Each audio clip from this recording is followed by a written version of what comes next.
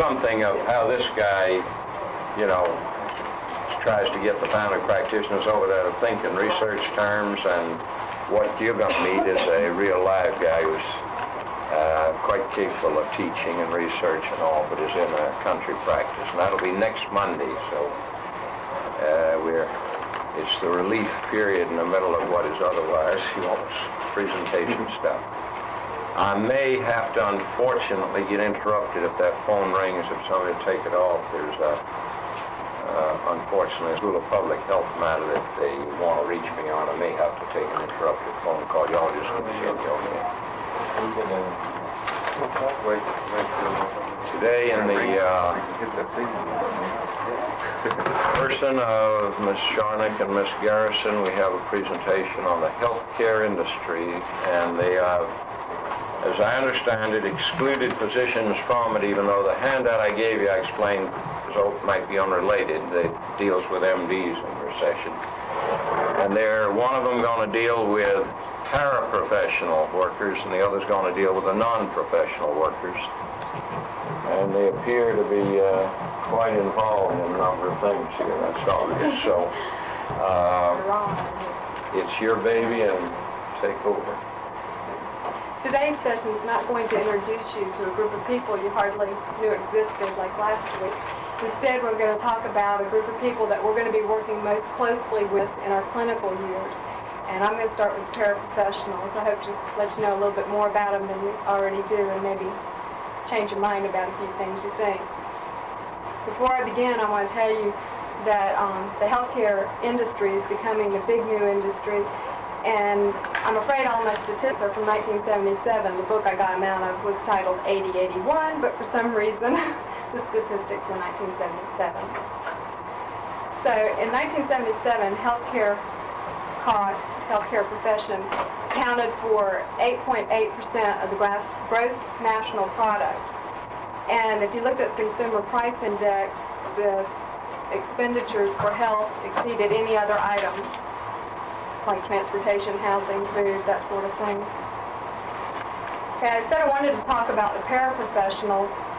Now, a lot of you might not like that word, and I'm not real wild about it myself, but I'm going to use it to refer to nurses, radiologic technologists, medical technologists, physical therapists, and physician's assistants. And you might say, well, some of these people are more professional than paraprofessional, but just allow me this benefit of using the word as paraprofessional. I've decided to limit my talk to nurses. Originally, I wanted to cover all those areas, but I decided to limit it to nurses because I feel like they are good examples of paraprofessionals, how much a paraprofessional can achieve. And I feel like some of the other fields are going to try to make some of the same improvements that the nurses have made. But even though nurses have come a long way, they still have a lot of complaints and problems that I'd like to tell you about. Before I start with that, I want to give you a little profile of what a nurse is. And I'm sure this isn't going to surprise any of you, but 97% of nurses are females, or at least they were in 1977. The younger nurses tend to work more. A bigger percentage of the younger nurses are employed in nursing, where a lot of the women of childbearing ages of late 20s, early 30s are unemployed. Then there's a resurgence of employment in the 40s and 50-year-old range, and then there's a general decline after that. Only about 69% of the 1,375,000 registered nurses were working in the field of nursing during the year 1977. A lot of these didn't work because they were married. 65.5% of all RNs were married in 1977.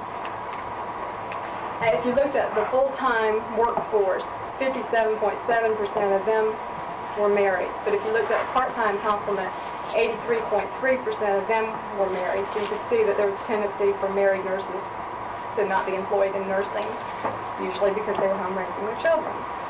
Minorities seem to be underrepresented in nursing. They accounted for 6.2% of all nursing, of all RNs, and this can be contrasted with the 13.2% of the population that they made up. You could break that down further in that 2.5% were black, 1.4% were Hispanic, 0.2% were American Indians, and 2.1% were Asian.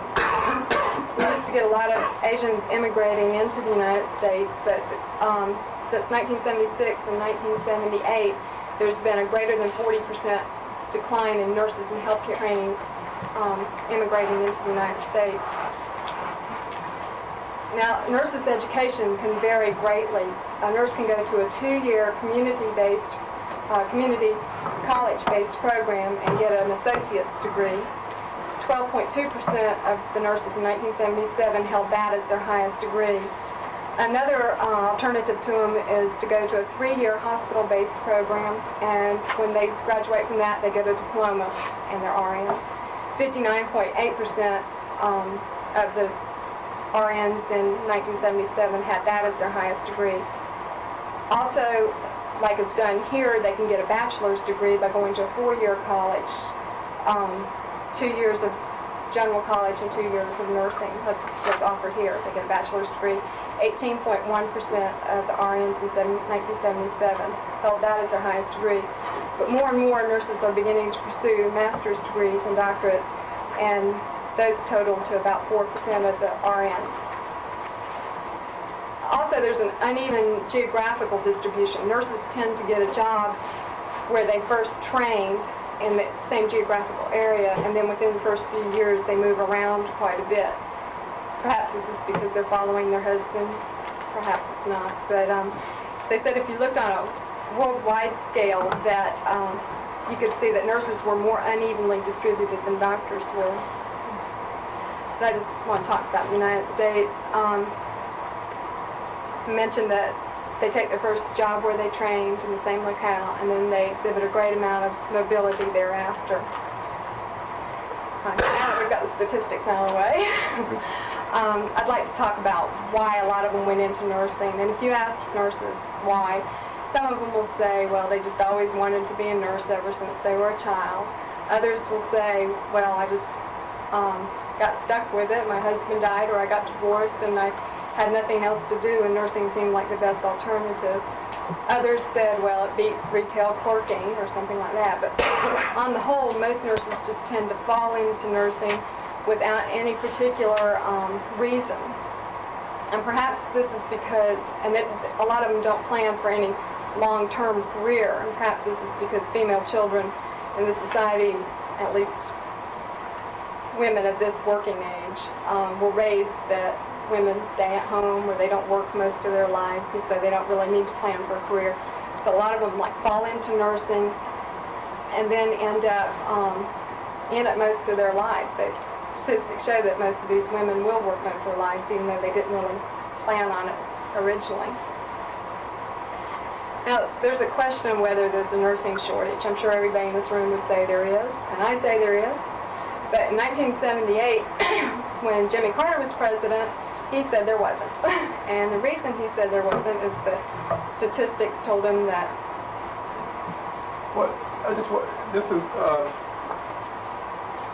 You might say there's a shortage of nurses because there are not enough nurses going on, but you could also just say that there's a shortage of working nurses.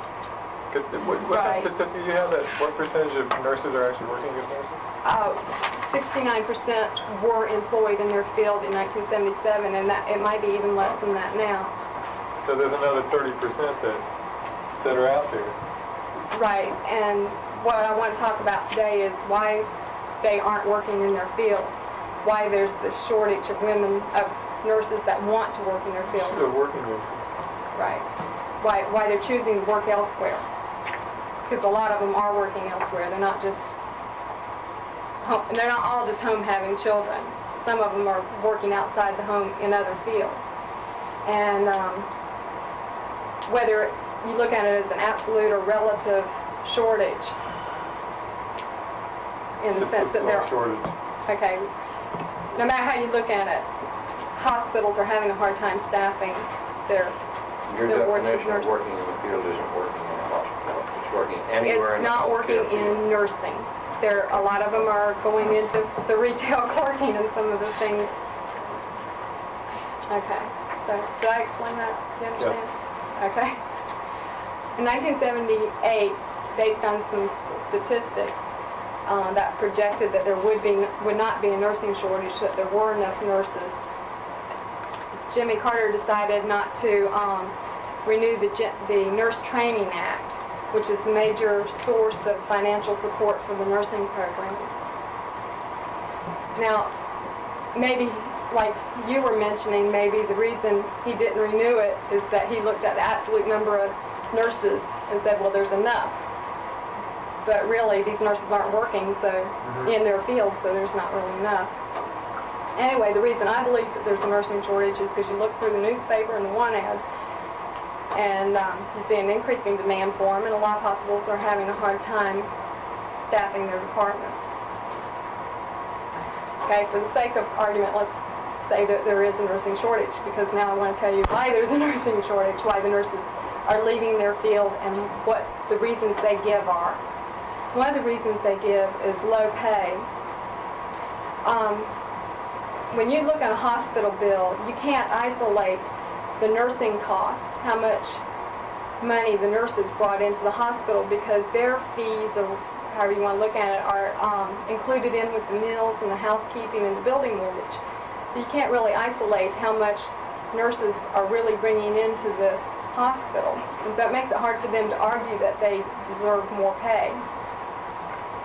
Where, like, the doctor's fee is separate, so he can say, you know, this is how much I bring in and this is how much my job is worth.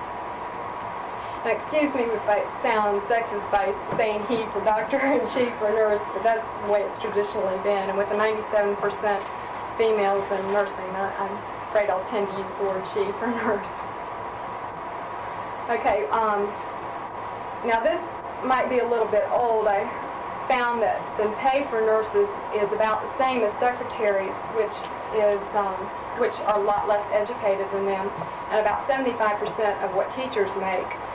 And I have a hard time believing that's what it is now, but the only thing I could find that the nurses were complaining about their pay now is that although their pay has been increasing in the recent past due to shortages and the hospitals are trying to attract more nurses, particularly in the urban areas, is that the pay is still lower than it is in male-dominated professions that require less skills and less responsibility, or less education and less responsibility. Such as?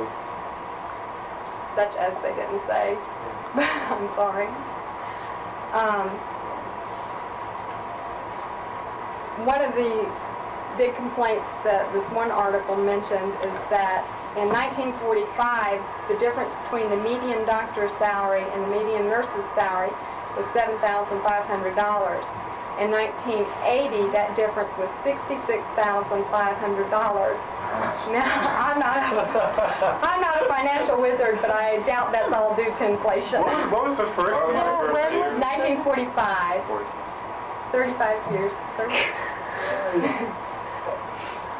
Doesn't have very much reality. I don't think that's all due to inflation.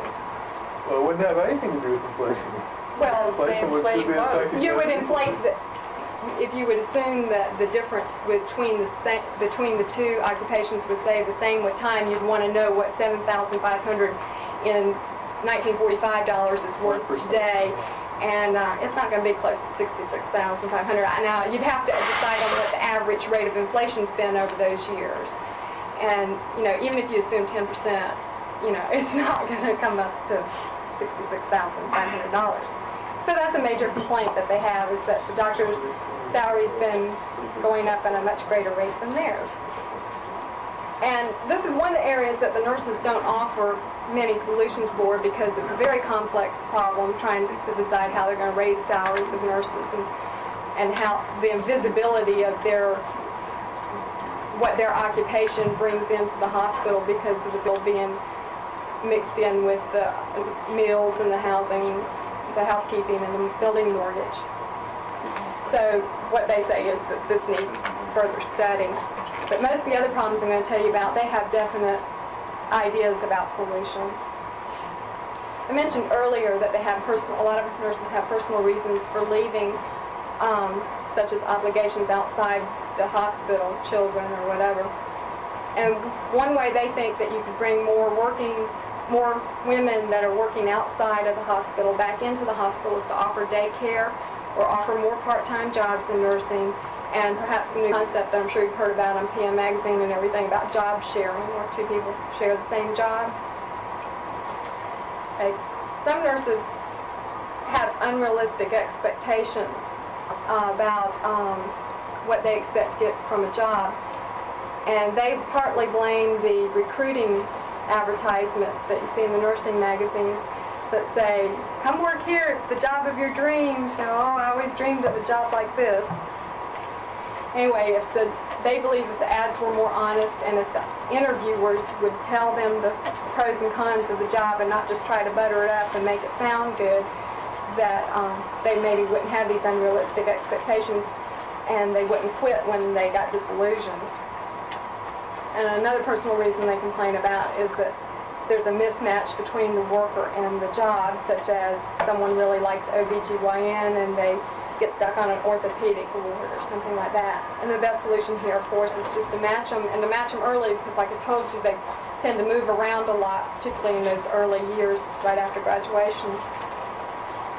Now, one of their biggest complaints is the working conditions, and that results from the shortage of nurses. There's just too much work to be done by too few of people. They're understaffed, and this leads to shift work and mandatory overtime, weekend scheduling, and having to do non-nursing duties such as paperwork.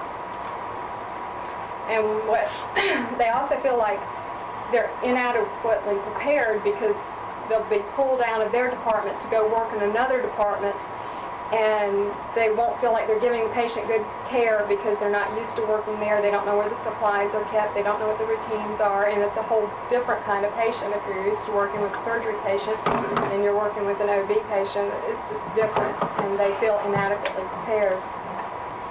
Supervisors can cause stress in other ways besides pulling a person out of one area and sending them down to work in another area. And they cause stress for the staff nurses because a lot of staff nurses don't believe they're technically competent practitioners, and that a lot of them lack leadership qualities and fail to follow through on problems and complaints. And some of the solutions that the nurses have to this is to use volunteer nurses for non-complex types of nursing. And they want the administration to offer the option of working on a call when needed basis. Also, they believe if you pay a high enough shift differential, you can attract people to work the undesirable shifts, weekends, nights, whatever. And then that way, more nurses can just be on a daytime shift like they want. They also want to be assigned to a permanent unit without being pulled, and they want to have an adequate staff. They also want to develop their own work schedules. Some hospitals have been successful in addressing this problem by keeping a registry of float personnel.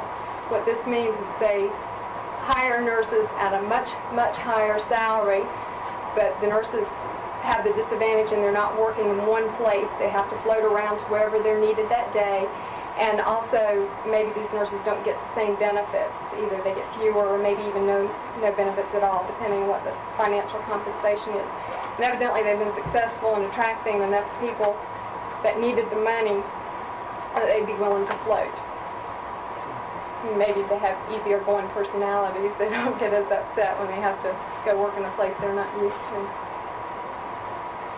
Nurses also complain about the lack of educational opportunities and upward mobility. And with the growing complexity of healthcare, the nurses see that they need to make a further commitment to continuing education.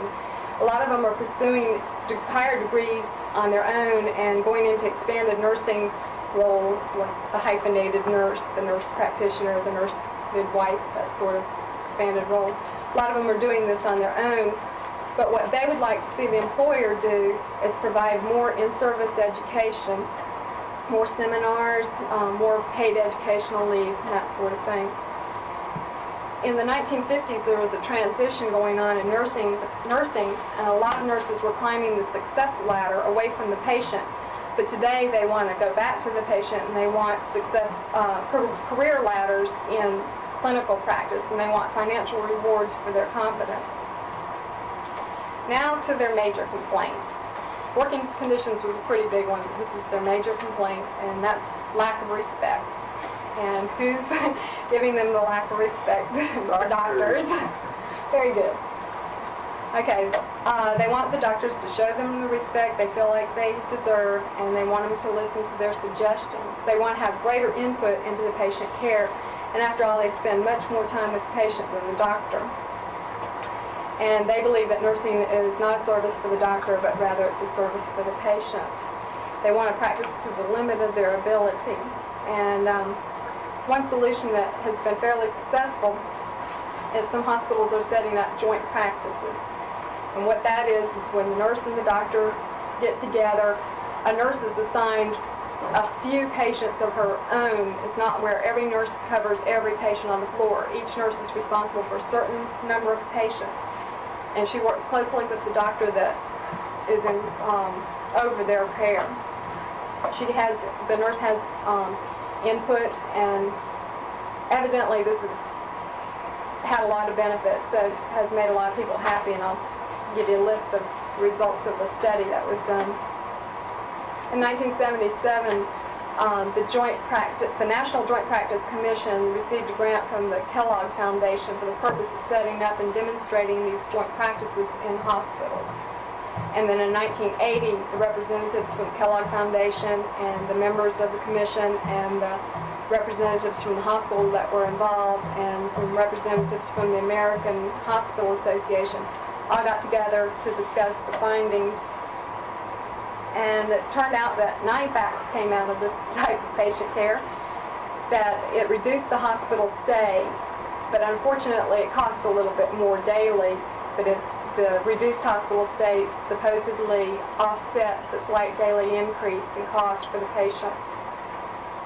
It developed better rapport because the patient saw the same nurse more often and could identify with the nurse. There were less errors in patient care and better record keeping, and there was less litigation because of the better record keeping, the less errors, and the better rapport. Also, there was less nursing turnover, which is pretty important to today's topic. And there was more job satisfaction for nurses and also for the doctors. And other areas of the hospital where the joint practices were not set up started requesting them. In fact, it was the doctors that were requesting the institution of joint practices. And it turned out that more problems were being solved at the ward level, and that relieved the administration of having to deal with the details. Okay, one thing that the nurses rarely mentioned as a cause for job dissatisfaction was safety hazards. We're going to talk about it more when Beverly talks. I think maybe one reason they don't mention it very often is because hospitals are mistakenly assumed to be safe and healthy. I mean, after all, that's what they're there for, to make people well. But there are a lot of dangers in the hospital, and I think Beverly's going to talk more about those, and I might join in with her occasionally. The only one I want to talk about right now is the only one that the nurses do seem to complain about, and that's rotating shift work. And it seems to be real stressful to them and to their personal lives. Also, researchers have found that nurses that work on a rotating shift schedule have more injuries than nurses that worked on a fixed work schedule. Now, you might be asking yourselves why they stay in nursing if things are so bad. Well, that's pretty easy. They enjoy their work, and most of all, they care for their patients. They believe that they're making an important contribution to their well-being. And all this pretty much sums up to be the job pride that Mr. Roth has been talking about in this course. But until things improve, how are they adapting? Well, through their humor, like Mr. Ross has mentioned, and unfortunately I couldn't find an example of nursing humor. However, I happen to have X-ray humor here, because when I was an X-ray technician, this was circulated around. So I just want to read you a short little paragraph from this satire that was written by an RT, radiologic technologist. As an RT, I want to explain to you that this is an example of how an X-ray technician might, a radiologic technologist, excuse me, how they might deal with something or look at something that might seem somewhat disgusting, such as a barium enema that is lost on the floor and that the patient hasn't been properly cleansed with cleansing enemas ahead of time. But this is what they had to say.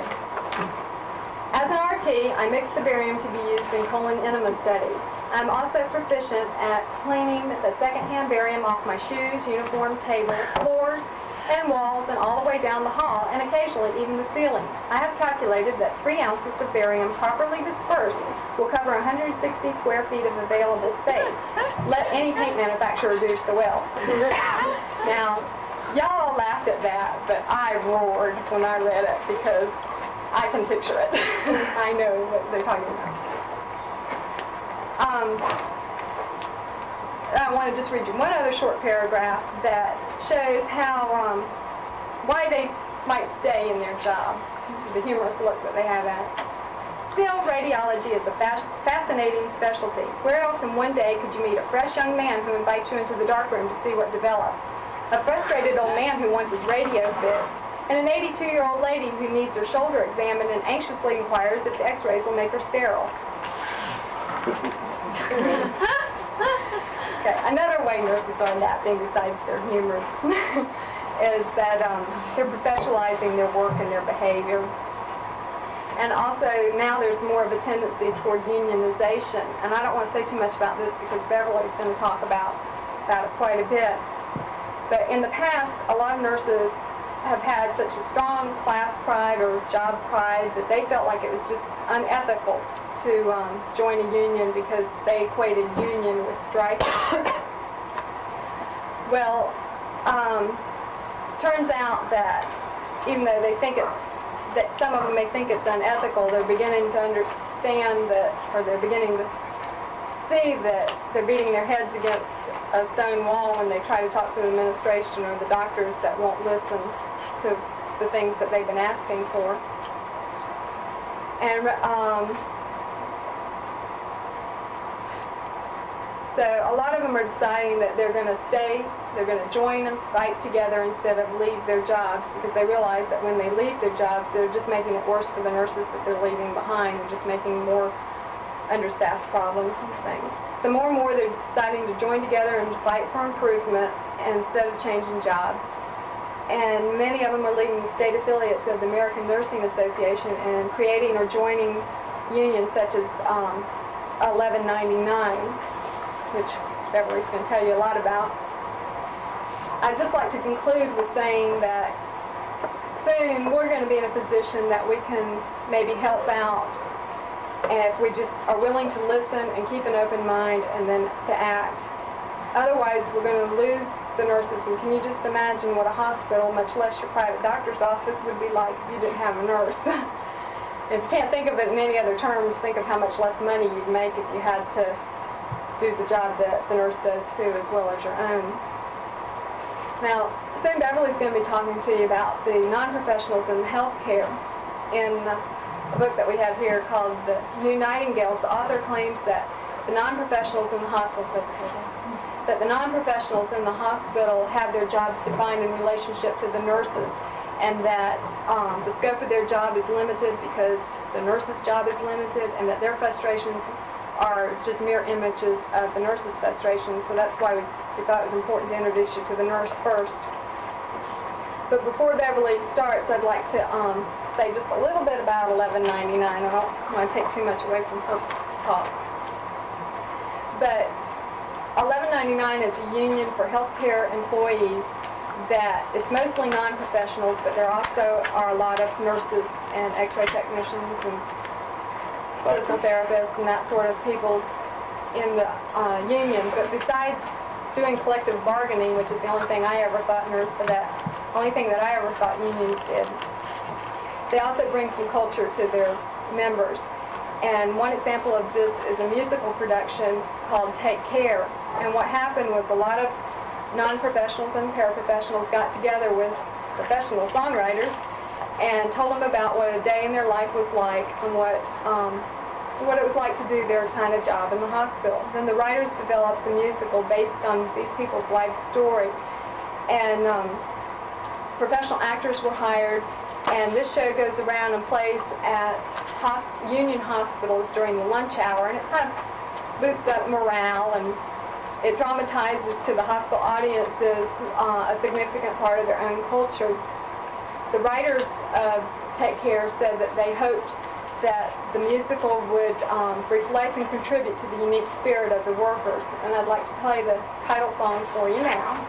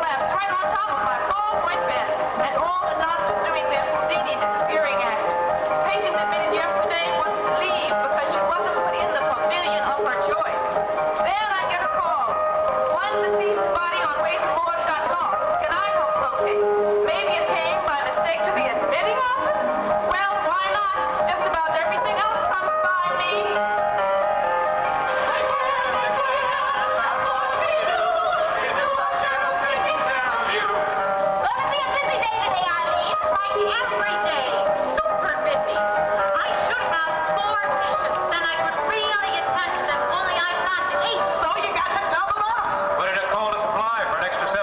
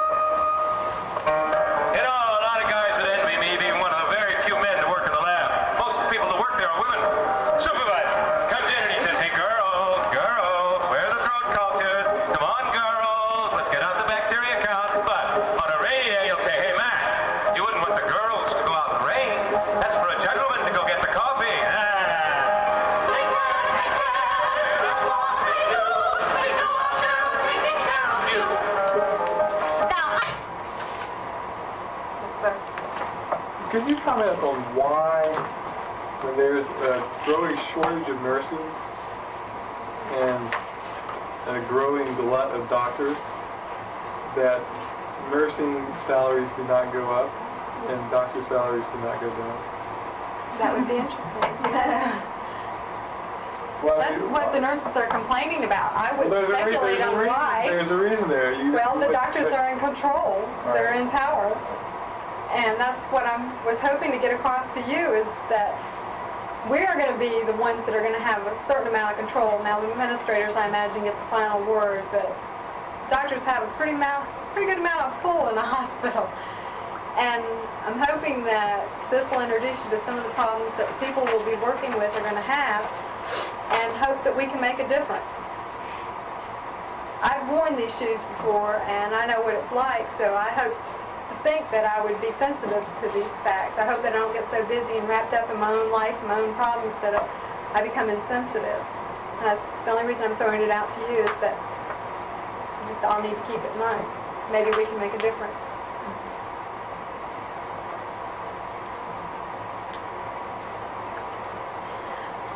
When Jenny and I first started this project, we were novices, although we both have worked in hospitals for quite a while before coming to school.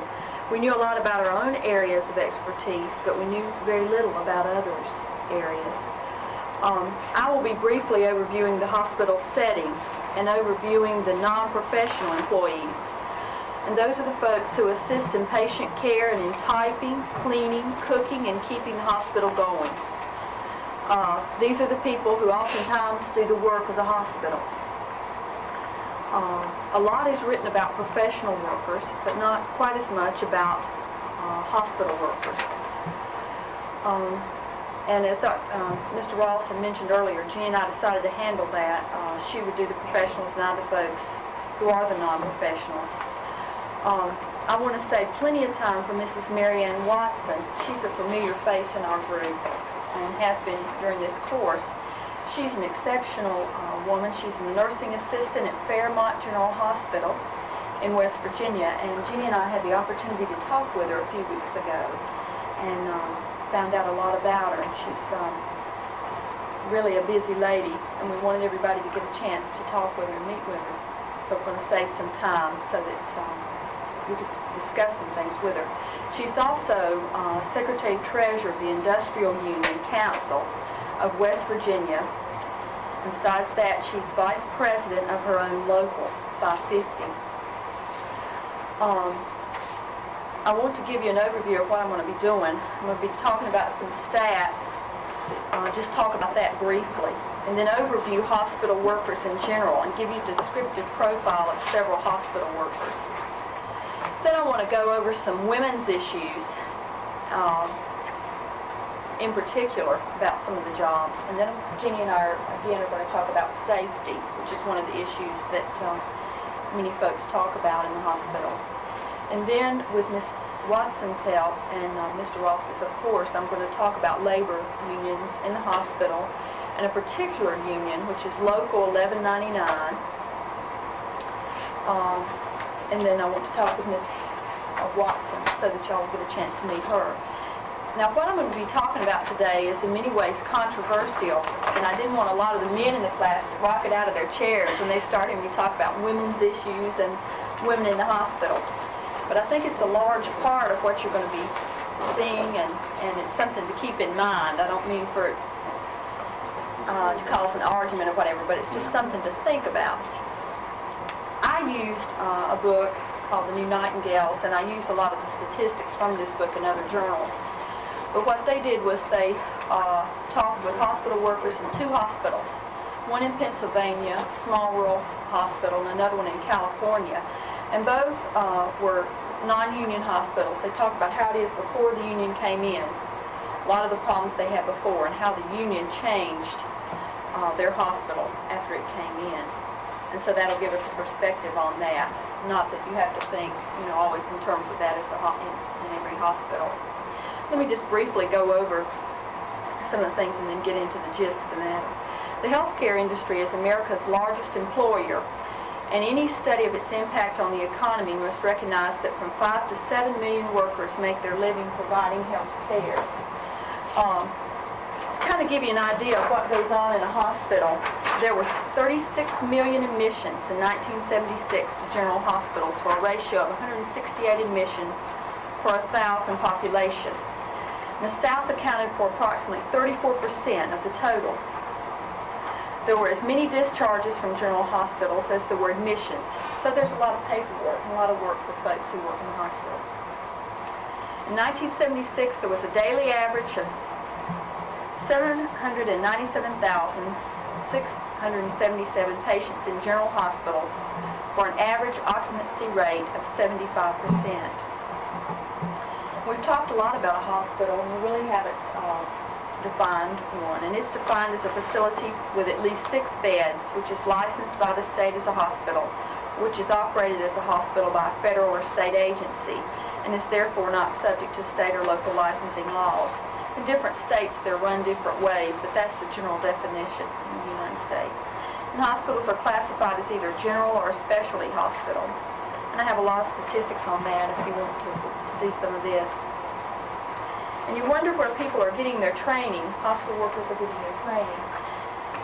And of over 71,000 students in health occupation training programs, and this is a leg figure in 73, 74, 9.2% were members of racial ethnic minorities, and the largest minority group was that of blacks, and the highest proportion of minority students were in programs training dietary aids.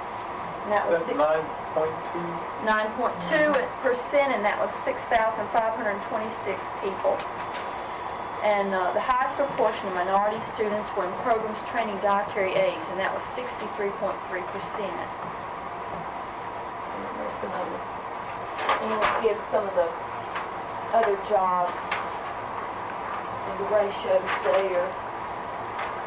And then I'll just leave that up, and then just to give you something to think about before I get into the more controversial. Let me just go ahead and take this over here. Okay, now here we go into the discussion. I wanted to pass this around. This is a wage survey. I know some of you may be interested. This is for 1978, which would be right old, but it gives wages in the Northeast, South, North Central, and West, and what they might be for professionals and non-professionals. And I'll just hand this around, and you'll know that Mr. Ross will have this later on, too, so that if you're interested in knowing the wages and how they match up for different parts of the country. The hospital has a pecking order, a clear class, sex, and racial hierarchy, and much of it is uniform, color-coded. The color of your uniform tells your rank, and in most cases it also tells your race and social class background. The doctors and administrators dominate the hospitals. They're usually male. The doctors wear white coats and the administrators business suits. There are the maintenance men who fix the machines and do the plastering and wiring and wear blue collars. Then you have the male orderlies and the male chefs. The male chefs have the highest paid jobs in the kitchens. Then you have the guards, all with their special colors and uniforms. Other than that, most jobs are staffed by women, and the actual work is done overwhelmingly by women. The higher up you go in the hierarchy, the whiter the faces and uniforms get, and the more likely people are to be male and middle class. Now this is just something to think about. You visit a hospital and you see the RNs, who are usually wearing white too. Sparkling white, white stockings, white uniforms. Some even wear hats. And as Jenny mentioned, these RNs have distinctions sometimes based on whether they have a 2-year degree, a 4-year degree, a diploma, or a master's, depending on what job they may have as an RN. Next in the pecking order, you see LPNs, and they're licensed practical nurses. This woman or man is a professional nurse. It's often a woman. She has training at a 1-year community college, and it's usually at a technical school. She also wears white. Then you see nursing assistants, or aides or attendants, who have around 3 to 6 months training, and they may be involved in a hospital training program. They may wear some other color other than white, pink or green maybe. They don't usually wear caps. Also on the hospital floor, you'll see a ward secretary, a clerical person. She types, keeps up with all the charts and orders. She makes sure that the patients are scheduled properly and where they should be, when they should be, and that the doctors have what they want.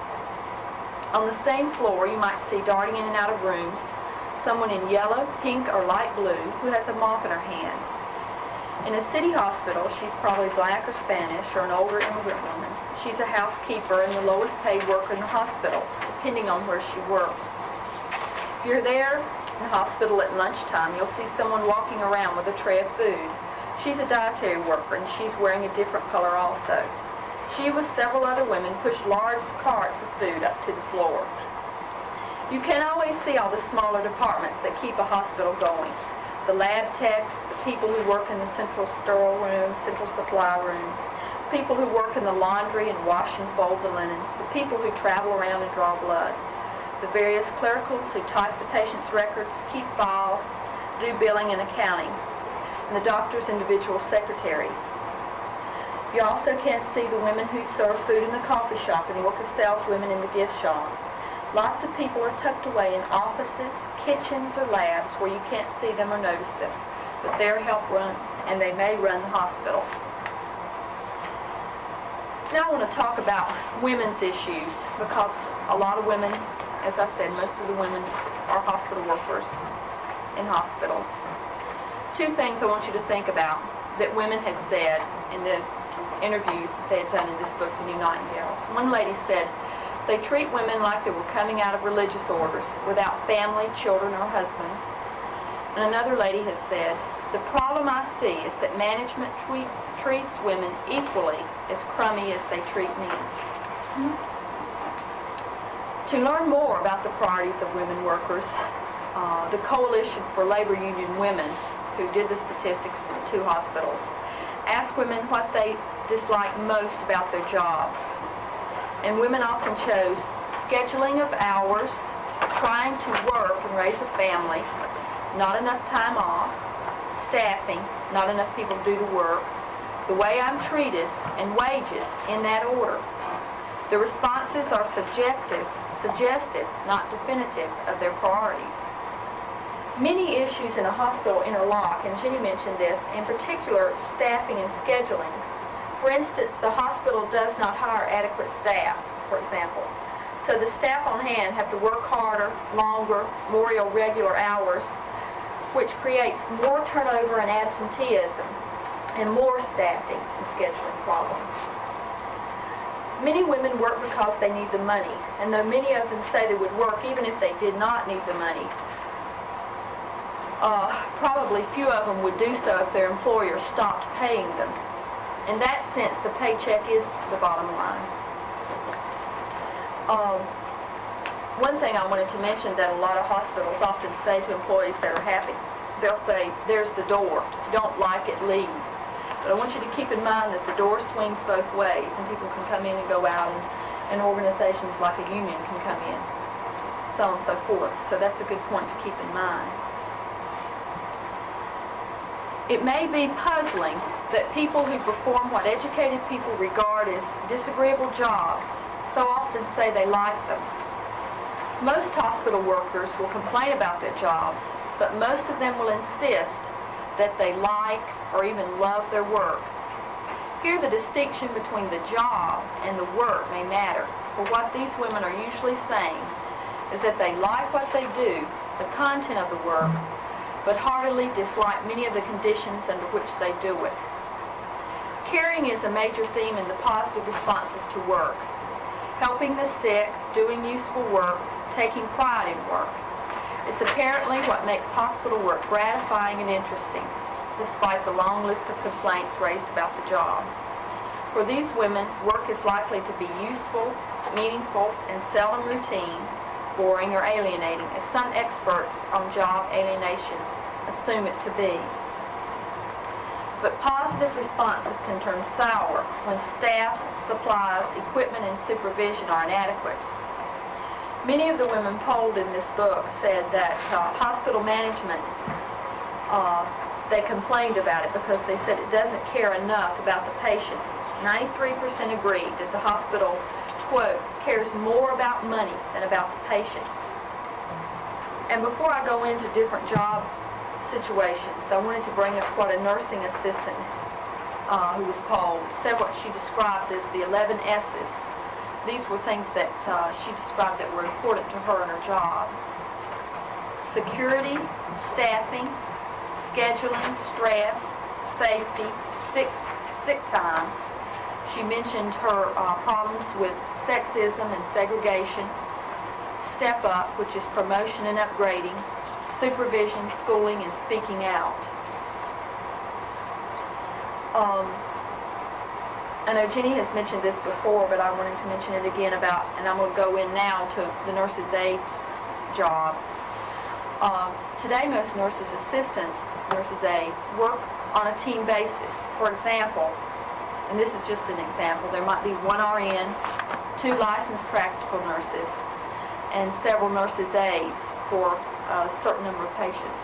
And you can tell us more about that later, kind of your experience on what that ratio might be.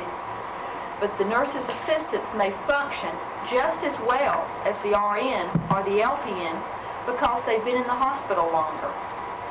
The RN may be more transient and less dependent. The RN can go out to the hospital, as Jenny mentioned, and do better. She can keep upgrading herself, going up the ladder, making more and more money. So the hospitals use LPNs and nursing assistants to train the RNs, which is very frustrating to the nursing assistants and LPNs. The RN is now in demand and can write her own ticket. She's being catered to, and as a result, the unit is full of pay inequities. The auxiliary staff doesn't complain about the RN being a supervisor. They complain that they have to teach her and then turn around and be supervised and evaluated by her. To top that, the RN is paid much more. For example, let's look at some of the hours and work of a new employee. This particular woman would be new to the hospital. She has an extremely disruptive schedule. She knows only 2 weeks in advance what her hours will be. This week she works 7 days, 3 on the night shift, 2 on afternoons, and 2 on days. On one or more days, she may be required to put in overtime. She will get only 1 weekend off this month. She can count on working Christmas, New Year's, Thanksgiving, and other holidays this year. She'll not know much ahead of time exactly when her vacation will start or end. Her social and family life will be disrupted. It will be difficult for her to go to school, schedule classes, train for a better job. She may become exhausted and eventually sick from the stress of working long and difficult hours. If she takes off the sick days she's entitled to, the hospital could possibly harass her for her absenteeism. Now, that went over some of the nursing assistant problems, and I want to talk about the hospital dietary department. The hospital dietary department in a hospital are usually notorious for their working conditions, as for the food they serve. Oftentimes the kitchen and the laundry are described in a hospital as hellholes, and the workers in them are the most exploited and consequently the best organized of hospital groups. Often kitchens and laundries are hot, humid, crowded, hazardous, pressurized, poorly managed, and often chaotic. While food ordered, stored, and prepared. One thing to keep in mind about the kitchen is that it resembles the assembly line more than any other hospital department. It deals with inanimate objects, and they perform simple, repetitive tasks at a high speed under very peak hours. And often these workers would complain about they'd be under the surveillance of just a few people, and that these people may be dietitians, and not that anything's wrong with that, but they may know very little about administration, although they might know a lot about nutrition. And one important point that I want you to think about that's changing in many ways, is that the kitchen conditions may reflect a larger healthcare problem. The medical profession's general neglect of diet and nutrition in treating the sick. Now, I'll kind of take a break and wanted to start out talking about safety, and Jeannie's going to talk some also. Welcome to the hospital, the place where patients get treatment for their ills and employees too often get back strains, needle punctures, electric shocks, exposure to noxious gases, drugs, radiation, and virtually every infectious disease that comes down the pike. Ironically, the very equipment, substances, and procedures needed for curing illness and mending injury pose innumerable dangers to the employees, from medical specialists to janitors. Until 2 years ago, no one accepted the hazards to hospital employees, but now there's an organization that is looking into it. It's the National Institute for Occupational Safety and Health. What they have done is they had sent papers and forms to hospital administrators to assess the situation, the safety situation in hospitals. And they're in the process now of obtaining reports, and I'll just hand around several of these papers. This might be of interest to several of you. They were shocked at a lot of the administrators' lack of knowledge of any safety in the hospital.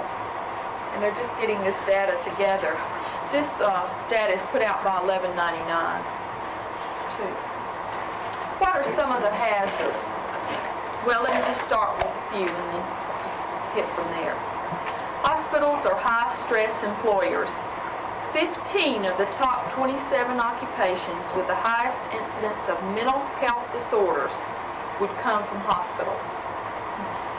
And those include health techs, LPNs, nursing assistants, clinical lab techs, RNs and dental assistants, dishwashers, social workers, and secretaries.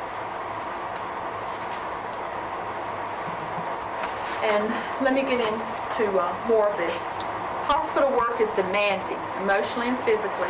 Injuries are common, and the heavy lifting is quite a lot. The nurses' aides and others may exceed that of many macho jobs. In fact, their work may exceed that of many macho jobs, perhaps even mining and construction workers. But safety ranks low in many employees' minds. Statistically, it's 12th place and 14th place of their issues. It was mentioned that in an 8-hour day, a nursing assistant may lift around 3,000 pounds, which is incredible. They actually went with a woman, figured that out in one of these hospitals. She may give, they said, 20 baths in the morning and lift more than a man in an auto assembly plant. They suggest that's why she has back problems. The hospital thinks it's a matter of lifting the right way.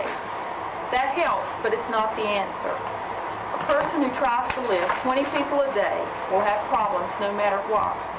She needs help and more staff. Another point that's mentioned as the greatest health hazard may be stress, and that again leads to lack of staff. Emotional stress.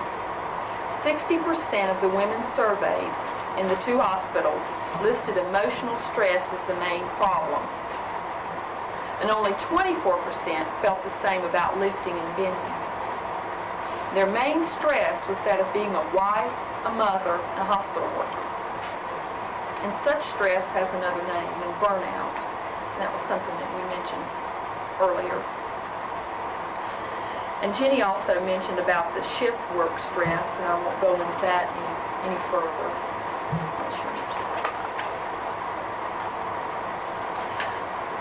Women also fall on wet floors in bathing areas. In food service, they fall over things, cut themselves, and burn themselves. Laundry workers get stuck with needles and glass that's thrown in with the laundry. For instance, a patient, you don't know what patients may have before you x-ray them. They might have, say for instance, they might have tuberculosis. And the techs would not realize it, of course, the patient had that, so the techs could come in contact with TB. We mentioned that radiation is dangerous, and there's a sheet there on the radiation. If people do what they should and the equipment is okay, that's fine. But some things can't be controlled, like a tube may be leaking radiation. And it mentioned that x-ray techs, of course, would be aware of their amount of radiation. But in one particular hospital that they surveyed, an orderly who worked around x-rays was refused a radiation badge, and he eventually got it through the union. But how come that a hospital would think a tech, an x-ray technician or radiology technologist, could be exposed to radiation, but not the housekeepers and orderlies who work around it also? Then I mentioned back injury. I also wanted to mention housekeeping. The detergents have many agents in them that are dangerous. And often in the hospitals, housekeepers can break out in rashes and other problems. And I wondered if you had anything else. We covered most of them. One thing that isn't always thought of is inadequate ventilation, and the way hospitals are built on piecemeal, a little bit here and then, oh, well, we need to expand a little bit more. The ventilation can be a problem, just as it was in the offices, like we discussed earlier with the work explosion. Besides ventilation, a lot of hospitals are reviving older buildings, and so they go in and redo the insulation, and a lot of asbestos can get into the air, and we all have learned what that can do. That would affect every hospital worker. Beverly mentioned the back injuries. Well, that's common with nurses too, and also it was found that nurses who repeatedly washed their hands with detergents containing hexachlorophene had an increased incidence of birth defects in their offspring. And also nurse anesthetists that were working in the OR and with chronic exposure to anesthetic gases had adverse effects on their reproductive system. And they had a higher incidence of spontaneous abortions than any of the women working in any of the other areas of the hospital. Also, there's been cases of formalin-induced asthma in nurses that worked in the renal dialysis units where formalin was used for sterilization. One problem that I don't think Beverly mentioned was drug abuse, and evidently that's a problem in hospitals because of the easy access that not just nurses but most hospital employees have to the drugs.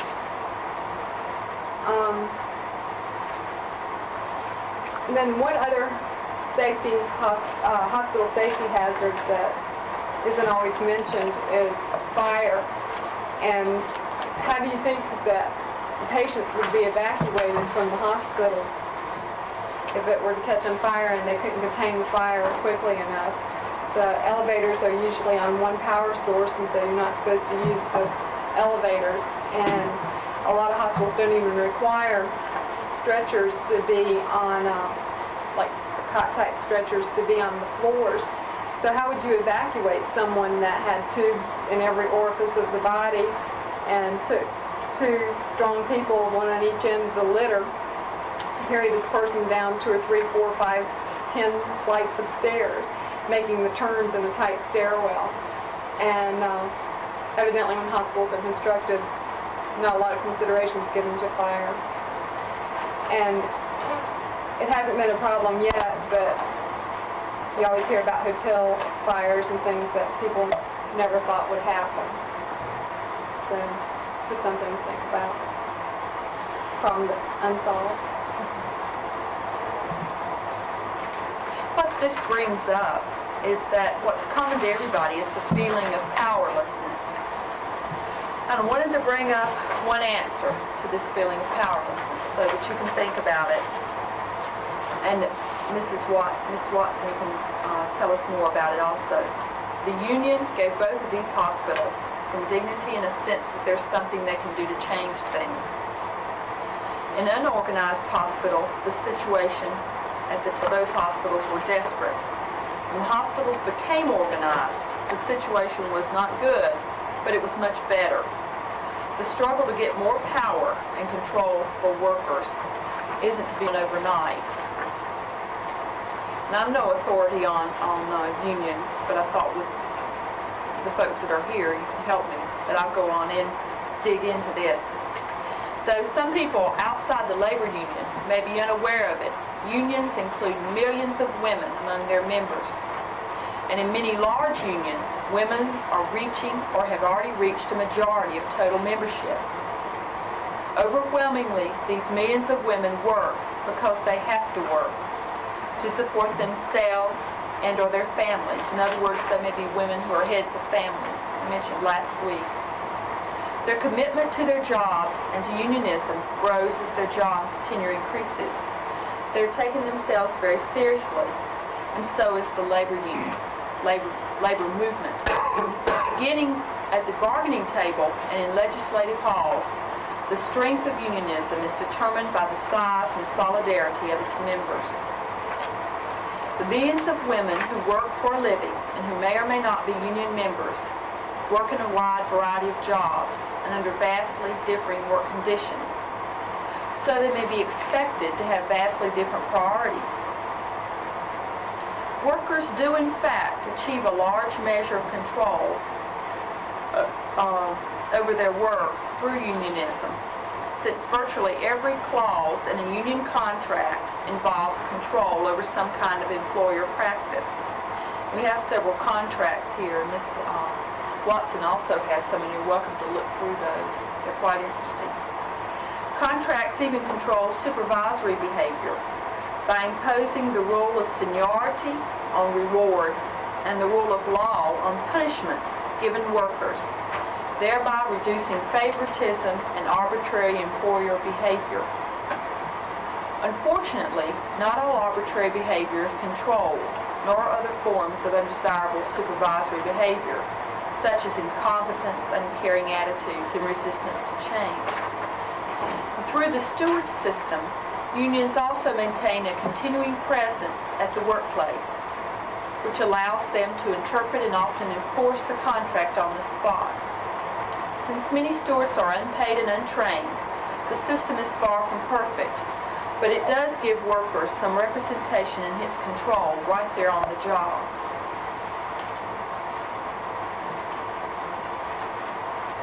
The union has three strikes against it. It has a lack of union consciousness, a lack of organizing rights in some hospitals until 1974, and women workers with no history of organizing. RNs are among the hardest people to organize. The RNs have ideas about, quote, professionalism, so they hold themselves above the other workers and feel they're much more important. Professionalism is like a lead weight around their necks and around the necks of all the employees. It can often divide people, separate them into small classifications. For instance, everyone feels, quote, I'm more professional because I went to school for so many months or so many years, and I take care of this and not that. A lot has to do with women's position in society, the way they are treated, and the general lack of respect for them. And as Jenny mentioned, RNs are a microcosm of women's position. A lot of time, RNs may feel like, how dare they talk about organizing a union? We're not waitresses. It's kind of that Lone Ranger mentality. They want to solve all the problems by themselves. And they mentioned that that's why a lot of them make less than factory workers. Of course, this was before a lot of other changes. Then they mentioned that low-wage jobs with high turnover are the hardest to organize. With people coming and going, it's harder to organize. It happens that when women get these low-wage jobs, they're also high turnover jobs. They mentioned that in organizing these two hospitals, it was a lot easier to start with the women, to approach them first, and that the men would follow the women in anything. They found that to be true for the hospitals that they'd organized. The lead women would be the most vocal, and they'd usually pick out a woman with the best sense of humor, and all the men would just follow her into this cause. The biggest hesitation about joining the union is the strike issue, and Ms. Watson can talk about that some more. She explained it to Jenny and I. They think a lot of times workers think they can't strike because of the patient. Union leaders often can assure them that this is a responsible union and that you're not going to ask them to leave their patients high and dry. You tell them that they will vote on whether or not to strike, and that if a strike is called, it will be orderly and emergency care will be given in the hospitals. The best ability the union has is proving that the union is responsible. Let me kind of diverge here for just a few minutes and talk about 1199. And we've mentioned this before, and this is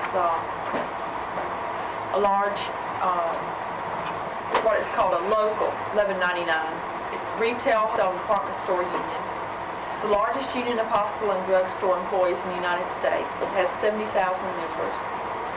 And as we mentioned before, it has controls hospitals in South Carolina, Rhode Island, Wisconsin, West Virginia, and other states, mainly New York. It was started by a pharmacist in New York. And I won't go into any more about that, but it provides a lot of social and cultural educational programs for its workers. One thing we mentioned was the Take Care musical. They have an art gallery. They have housing for workers. They provide seminars and so on and so forth. It's just really culture for a union that is majority women and minorities. That's what makes it so exceptional. And their project, they take a lot of pride in, is Bread and Roses. And what this started as, we mentioned this, will take much more time. It started, it's from history, in Lawrence, Massachusetts in 1912. There was a strike in a textile union, and their phrase was, "We want bread and roses too." And this strike was a long textile strike. There was a lot of strife in the city against the workers who struck. There was a lot of harm done to their families, their wives and children. Finally, it was won. And they won a lot of basic rights. And one in particular was reform of child labor laws, reform of the work week from 54 to 48 hours. It regulated working conditions. So that is a real important union topic. And that's where the Bread and Roses stanza came from. So they say they want bread and they want roses also. So that's the cultural part of that movement. And so I'll end here with my part, and then I wondered if Ms. Watson, you might add something to what we have said. You could add any part to that about our understanding of unions, or I know you're not a part of 1199. It's similar in many ways, but it's a local that is not a part of that, but it's a part of the retail wholesale and department store union. What is it? Is that right? She could explain that. Yes. My local is Local 550 of RWDSU, which is Retail Wholesale Department Store. We're first organized in West Virginia. We have 250 members. They're all non-professionals.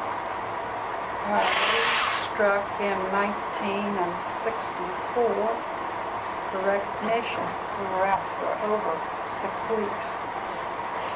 And because we are a city-owned hospital, so that means we can't come under the NLRB. We have to fight it out. And if it hadn't been for Mr. Ross, and he was at that time administrator of the clinic, and the coal mine executive representatives, and the steel workers, the Teamsters and all getting together and planning on shutting down Fairmont had they not. Might have been a long, hard strike. We struck in January. And we were out for quite a while. And when I struck, or we struck, we were making 64 cents an hour. And I've heard you talk about the wages of everybody's around here. When was that? In 64. 4 cents an hour isn't much to take home when you're raising a family, and when you get to thinking about it, the majority of the aides are women. And 3/4 of the women in our hospital especially are the main support of their families. Now this even qualifies them to be on food stamps if they can get them. So that's really poverty level. Did you say 264 an hour? 64 cents an hour. In 1964? 64 in West Virginia. Were there minimum wage laws then? Yeah, no, I don't think that, no, the law covered hospitals. no, they don't call city, Some form. ran hospitals. That's the same way with some of the other problems. Just like migrant health report was made, there was no NLRB coverage, there was no minimum wage coverage. Do you work in this hospital now? Yes, I do. I've worked there 18 and a half years. I'd like for her to tell a little bit about herself, because she has a very exceptional work history. And I want you to tell them some of your responsibilities too, because it's just really amazing. Well, I'm Secretary Treasurer of Marion County Labor. I'm Secretary Treasurer of the Industrial Union Council of West Virginia. They're the ones that sent me down here to look over the cotton mills and try to learn a little about it. I'm Vice President of my local, that's a 550, have been since 1970. I've worked in a hospital, as I said, for 18 and a half years. I started out on the medical floor and enjoyed the work there, taking care of elderly people and the real terminally ill and so on and so forth. I went to surgery. I liked that. I circulated in surgery for a few years and done a number of different jobs in surgery. Then I went to the ER, worked there. I guess I have been on midnight shift now for the last 10, 15 years. I work permanent midnights. This gives me better access to the hospital, to my fellow employees who need help or need a grievance talked over or what have you. It helps me when I have to go to arbitration for a living arbitration case. I have worked in pediatrics. I learned to set up many groupettes. Well, just do the general work that has to be done in here. And when you get a sick baby, you'll all find out that they're sick. Make them ill with a temperature of 108, 109. You get pretty scared. They're very restless. I've worked on the surgery floor. I was the first aide or orderly that ever learned to set up bound suspension in our hospital. We had an orthopedic doctor there who, I guess, sort of took me under his wing and taught me an awful lot about orthopedics, which was nice. It's helped a lot. I've been in the nursery now for 7 years on midnight shift. I am there most of the time by myself. If I have a nurse, a trained RN for a nursery, I'm very happy. It relieves a lot of pressure, so on and so forth. But most of the time I either have a student nurse, if I have one, or a graduate nurse. And that, I think, is where you came into anything that the nurses age trained sort of resented supervisors then evaluating them. I guess I've helped train nurses all over that hospital at one time or another. And I've seen babies with cleft palates. We have student nurses, graduate nurses who are scared to death of them. They won't touch them. Somebody has to feed them. So I'm it. I'm not. A lot of people think that babies know how to eat, that the sucking reflex is natural. This is not suck. 3/4 of the babies do not know how to suck. You have to teach them. And that can be quite a job. They'll hold their breath, they'll turn black, Wait a they'll minute. strangle. This is true. Got one at home. Yeah. You have to teach them. You hold their jaws closed here, you stick the bottle in their mouth and pull their chin up, and then you milk the bottle into their mouth until they learn. Worse than turkey. Right, right. And those- Well, you think you'd be born knowing something, yeah? No, this is newborns. They're- They know by the time they go home? Yes, hopefully. There's 2 or 3 that have been questionable, but most of them. They turn black. What other unions are trying to get involved in organizing hospital workers? Well, the steelworkers are organizing down home in places. Westinghouse, IUE is. The Teamsters are actually. Teamsters are in, mostly, I think the Teamsters are in with the nursing homes. They seem to get in, at least down Let home me more than just- that. help a little bit here. Because $11.99 as the 2 presenters is very colorful and gets the attention, okay? In bread and butter terms, you got to get the big numbers of where things are. The hospital workers are strung out over everybody. $11.99 started out as a little druggist guild affiliated with retail, wholesale, and department store, what, union or you? That's the name of the international.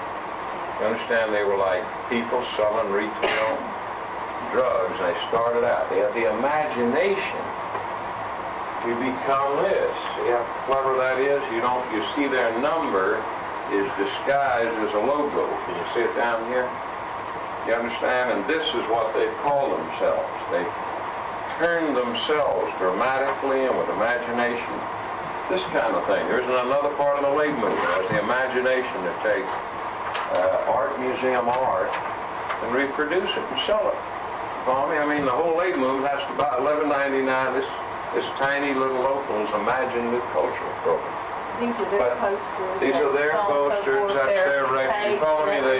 They know how to use talent. They're like 10 activists around Chapel Hill knowing how to find carver, leather makers and glass workers, and all these hobbyists. I mean, they know how to find the Broadway people that will help them do it. But the real bread and butter is what you're focusing on. We're the real, first of all, is a union you hardly know that's very big. Service Employees International Union, I think is its name. Huh? California mainland. Yeah, they dominate the hospitals in Chicago, in California, in a lot of places. They started out as a elevators union, service employees, the maintenance people in buildings, and they moved over to hospitals. The UAW fools around in hospitals, United Steelworkers fools. Everybody has a piece of the action. It's sort of who is strongest in the neighborhood, you see what I mean? Or who has the imaginative district leader. Hospital workers, you can see if there's one local union with one outfit, and I want to make a correction of what you said. You were dramatically indicating their diversity. Really, 1199's strength and weakness. It is a New York City union which has moved strongly into Philadelphia, into Baltimore, into Charleston, South Carolina, come down the East Coast, and has then jumped. Now, if Ms. Watson's willing to tell you, they jumped in the most remarkable way into her hospital.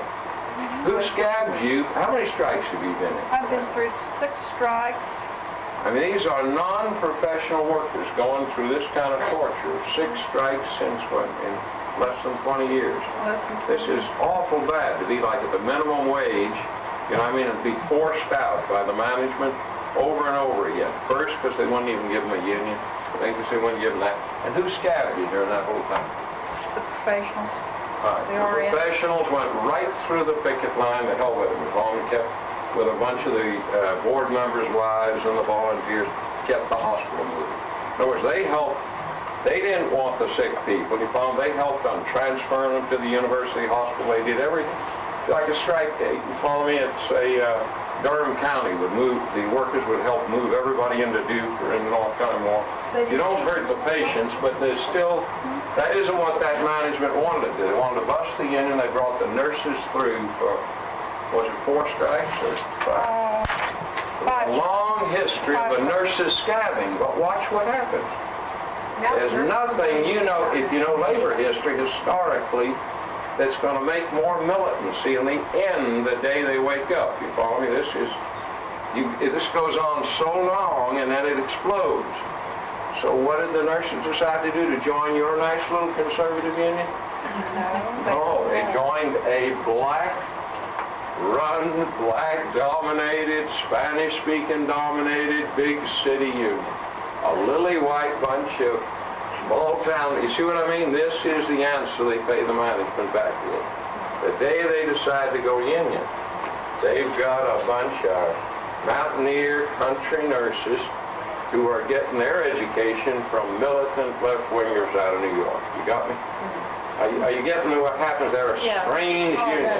I'm exaggerating the point, but if you get it exaggerated, maybe you can question me or see the implications of what happened. So. Well, we're kind of on shady ground here because I don't know how aware people are of the National Labor Relations Act that applies to for-profit hospital as opposed to North Carolina Memorial, which I don't think comes under the National. No, I think a state or city is not, state or escapes city. the NLRB, but they volunteer hospitals. You understand, the majority of non-profit hospitals, church, community, volunteer hospitals are under National Labor Relations Board now. You can peacefully petition, or if you're fired and get a good, labor union representative, you can be restored. You see, it's hard to defeat them. When they started out, all hospital workers by law were excluded, like migrant workers, the way Margaret Kaiser described. So that the law has changed. The law governs your minimum wages. $3.35 is the minimum wage now in Europe. And what do you make? I don't know. I make $5.10 an hour. So that's in these years what the union has accomplished, and with time, you see. But you really can't get that much more skilled above the bottom still in that hospital. But I might add the beginning work to make on your benefits. union contract. Beginning wage makes $4, right at $4 when they start out. This might know what Bert was bringing up, but it's my understanding it's against the law for state workers in North Carolina to form a union. That's very often the case, yeah. The workers have to have a lot of guts when there's no legal basis. There are hospital workers in In the city. They are. City. But CMH. They're in CMH, they're state employees, and they can't unionize. well, in our state, it's against the law to strike too, but It's against the law to strike, but not to bargain. Not to bargain in West Virginia. So what is it It's here? different, see. So what is it here? Can we join? I don't know that here they've even given them the right to bargain. You see what I mean? It would strike me as,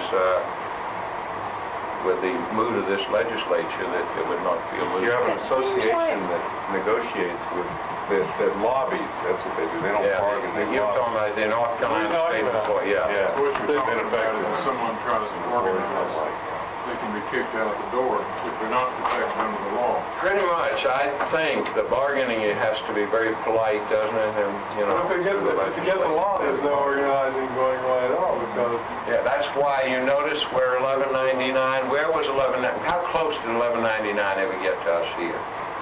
Anybody know? Think. No, they got closer, very close. Where they went to Duke, which was voluntary. They knew they could petition the NLRB at Duke, and they did.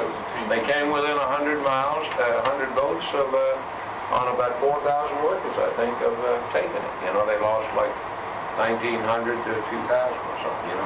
Let's be realistic about this. What is the interest of the Teamsters Union in organizing the hospital workers? What's the interest? I think the interest, there's two things going on here. One is just unions are like any other institution. They want more members, they want more dues payers, they want to keep their institution together, okay?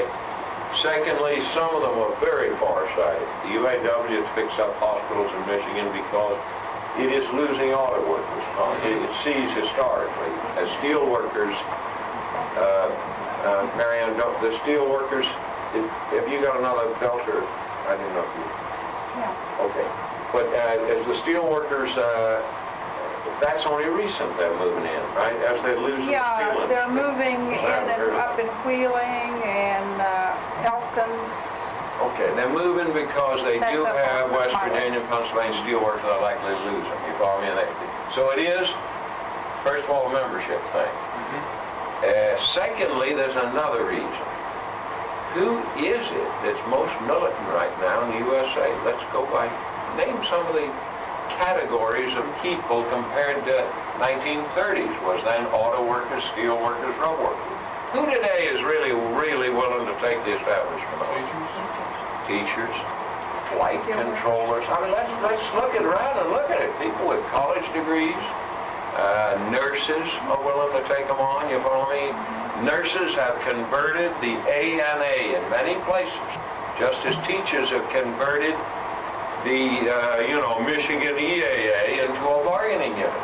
That was the threat is we'll join the AFL-CIO if you don't tomorrow morning adopt a resolution that we'll both demand recognition and go on strike if we don't get it. You see what I mean? They convert the thing, you follow me, into an organ of their own. Not here. Watson, please. Okay. Excuse me. Go ahead, you all need go ahead. discussion. Did we really get into the point, we started off talking about the problems of paraprofessionals in hospitals, and then we kind of got into this 1199 and the union aspect of organizing these paraprofessionals. And are there any statistics or figures to show that these organized places, number one, how these problems are solved? And I guess the way you would see that is, are there employment figures stabilized? Is there a more stable turnover rate? Is there a higher rate of job satisfaction among these people? And by that, is that reflected in the economics of running the hospital?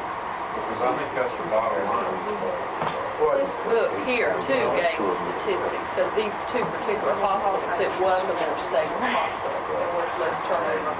So if you're interested in reading, yeah, it was just as far as all the departments, some of the changes that were made. Say, for instance, in the dietary, as far as the supervisory people, there was less turnover in the kitchen. There was less turnover in the laundry. About some of the changes they made on the spot.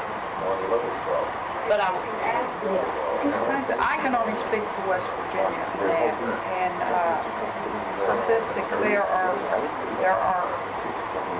empty beds, yes, but there's not as many empty beds as there used to be. We're building and adding on to our wings onto our hospitals and all down home, and our house count stays about the same all the time, but we have now short-term patients and in-and-out patients who come in and have surgery and 3 hours later go home. Well, that leaves an extra bed for overnight, so that makes the house count like going down when they take the head count at midnight. As for the turnover of personnel, since the unions have come in there, and we've upped the wages, they have much better benefits, they have life insurance now, which they never had before. And as I say, when your wages are that much, benefits count a lot. We got a pension plan started in 1974, which has everybody vested. And so our turnover is almost nil now. They're staying at retirement age. Here's some of their Which is improvements. much the contrary before. Pardon? Just the opposite was true before. Yeah, if you could find a better job, you took it, but then you gotta remember, working conditions were a lot, jobs were more plentiful then than all what they are now too. But through the years, we find people are staying, they're happier, more content. And if you don't sort of get shook down by the supervisor or the doctor or the administrator or anybody else, because you now have a grievance procedure to go through. And if you feel like you're being abused, you find yourself needing to store it. Somebody goes with it to the office and it's hopefully taken care of right there so it doesn't have to go any farther, but sometimes it goes on. That day it can be taken care of? Yeah. Right there. Yeah, you feel you're abused, you find Yeah. yourself, You don't have to carry a grudge Right. for months or so.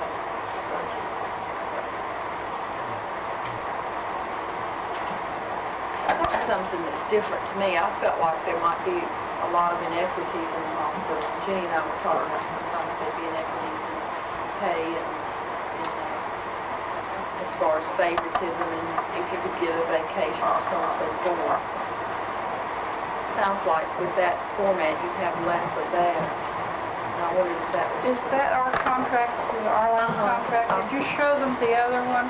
I think so. I think I gave you one where, when we struck for recognition, what it was like.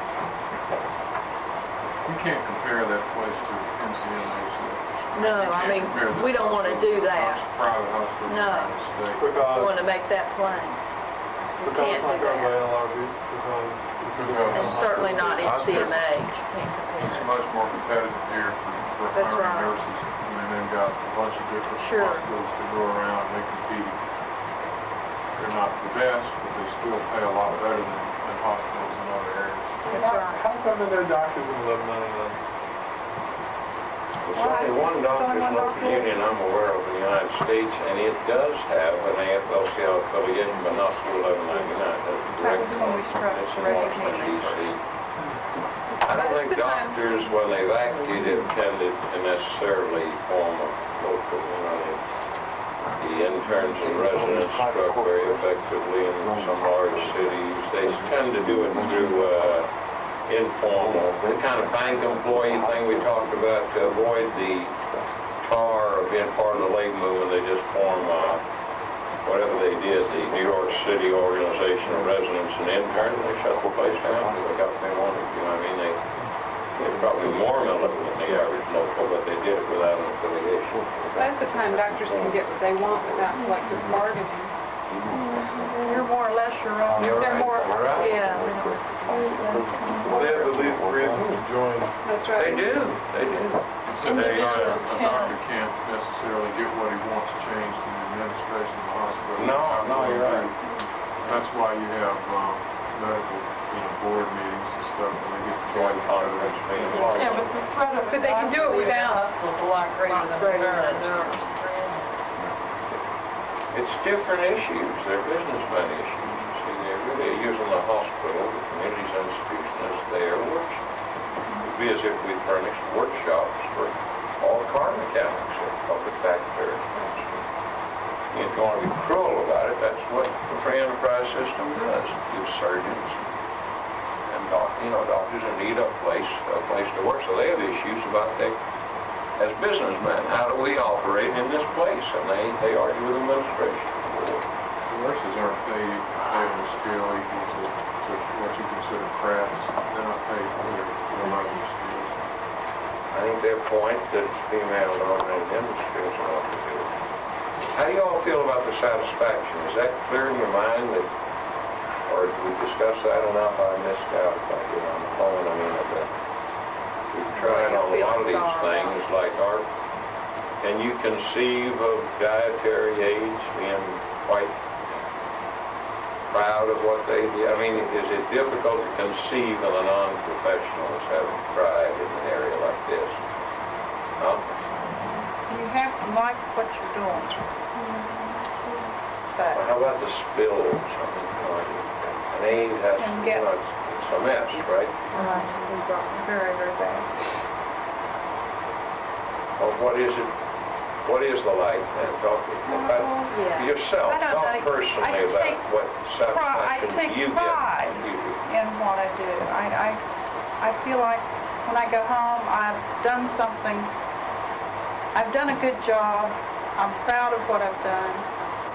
And I go home with the satisfaction that I've helped somebody and I've accomplished something. And sometimes it's pretty hard to get up the steps. We counted one night. We had one little lady who had to go to the bathroom quite frequently. And our halls are quite long, as Mr. Ross knows. And we counted. We made 35 trips back and forth. Picked her up, set her on a bedside commode, clean her up, put her back to bed. Now that's just one patient. In one shift? One shift. 35 trips. And that can wear you down sometimes. But I take great satisfaction in what I do. I take great pride in it. I feel like I've helped a little. And if you look at the little old lady or little old man who says, thank you, I feel better. You can roll over and go to sleep. That makes you feel pretty good.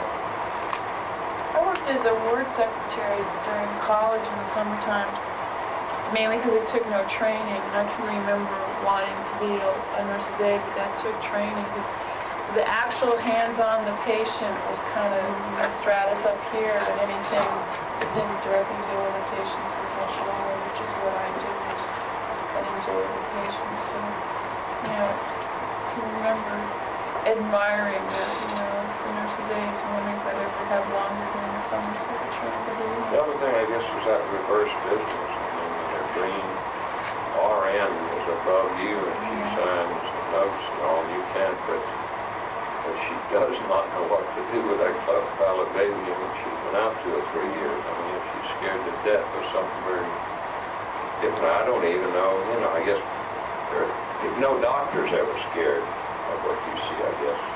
Unless they're strangers, right? No pediatrician. Well, no, they're not scared, but they usually holler, come over here and help, She mentioned that, mentioned that how you're called in a lot of times. Well, when a baby's delivered, we had one just before I left, it was delivered, and it had mucus clot. And the anesthetist and the nurse was trying to intubate it, and couldn't, and they yelled for me in the nursery and said, get Dr. Todd. Well, I'm stuck in a nursery with 16 babies, and a couple of them are back there screaming their head off, and I got one who'd been circumcised, and he was bleeding.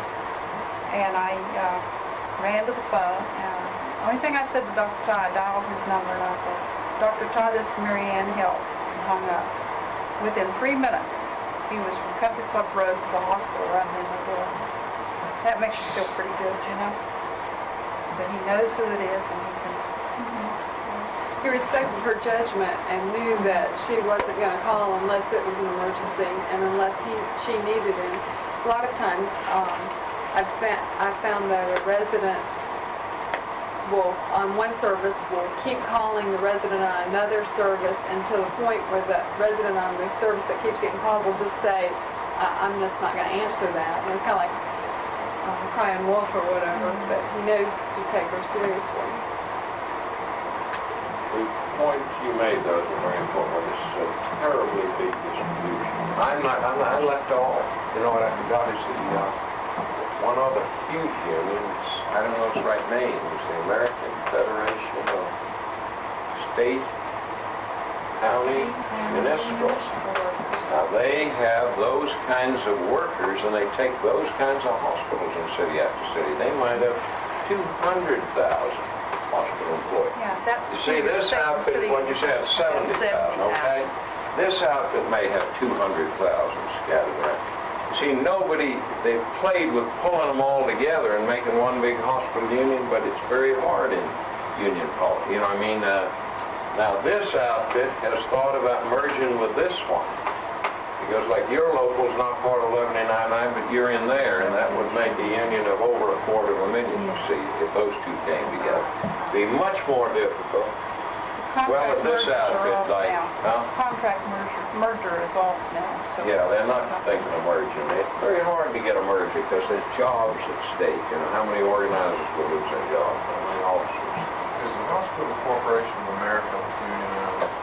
Most of the proprietary hospitals, the growing proprietary hospitals are not organized.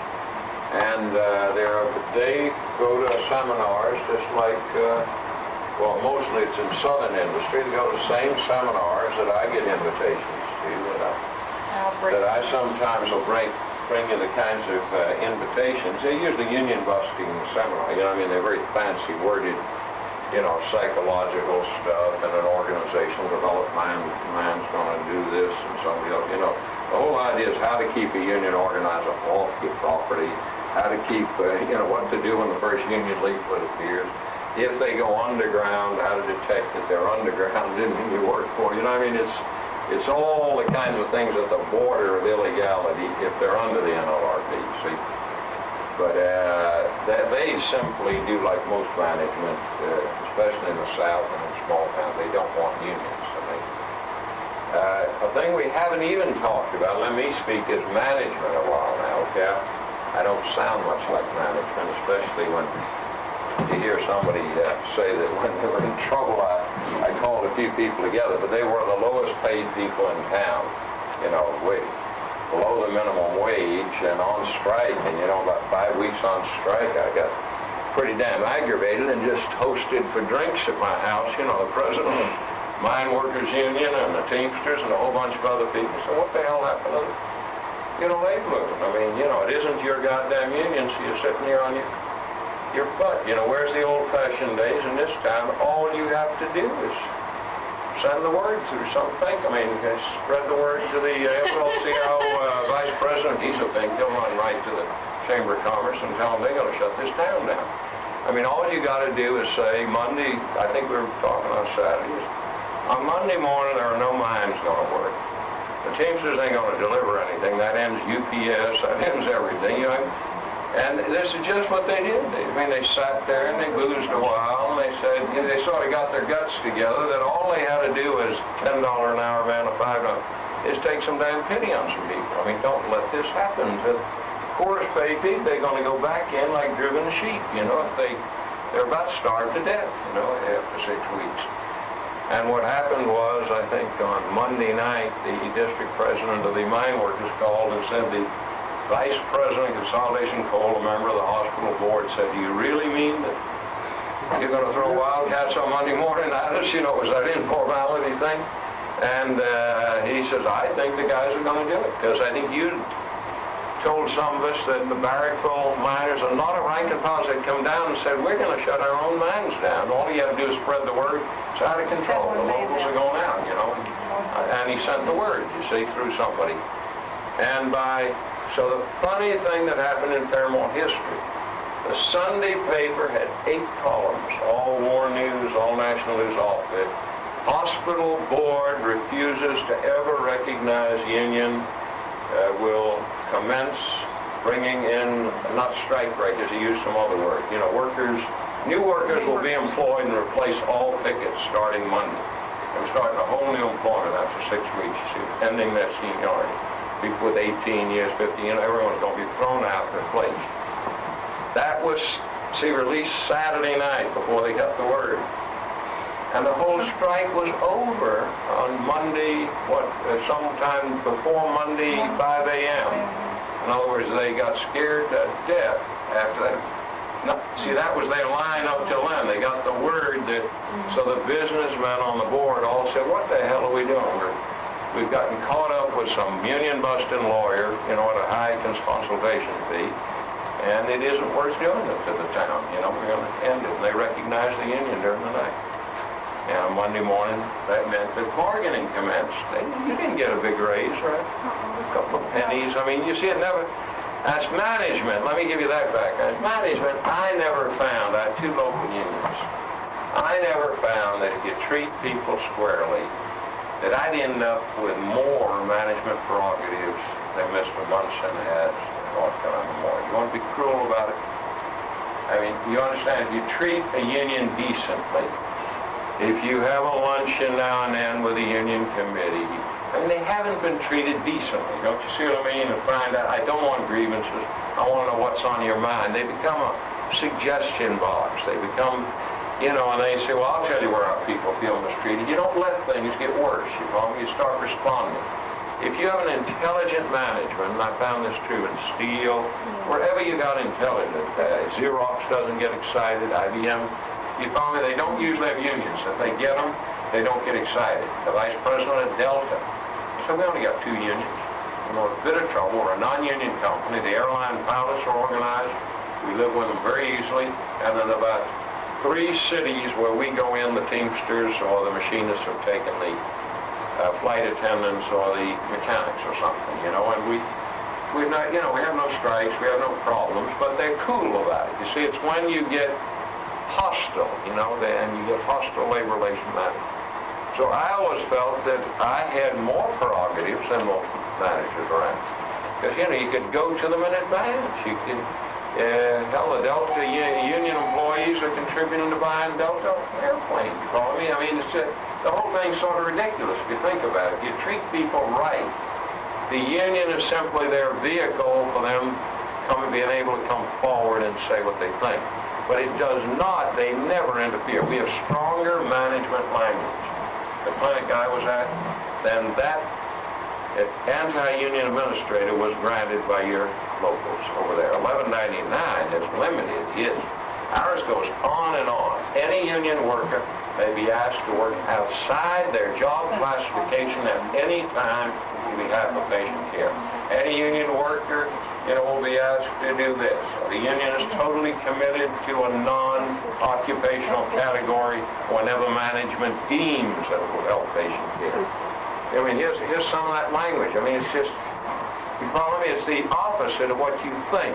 You can ask a nurse's aide to be a ward secretary. You can ask a ward secretary to fill in housekeeping. You see what I mean? It's the exact picture that non-union companies dream about getting. But you got to be fair to do that. I mean, I always felt it was cheap to make them, as a fringe benefit, to make them put up the money for their spouse. That kind of thing, the way they do here at the university. How much does it cost you? Healthcare's gone up, it's true, it's a cost, okay? But the basic cost is the first person on, So sort of they walked around with great pride. They don't have the highest wages, but they got the best fringe benefits. We got them the first pension plan before you needed to get a pension plan. It doesn't cost that much. You see what I mean? Just get them the things that they feel as women, if the husband's working, is tax-free stuff. You follow me? At least I bring home the health care. I bring home, a pension. You know what I mean? And therefore, we had lower wages. We just said we can't afford hospital wages. Hospitals, like you were pointing out, in Fairmont's the same problem. The university's 20 miles away.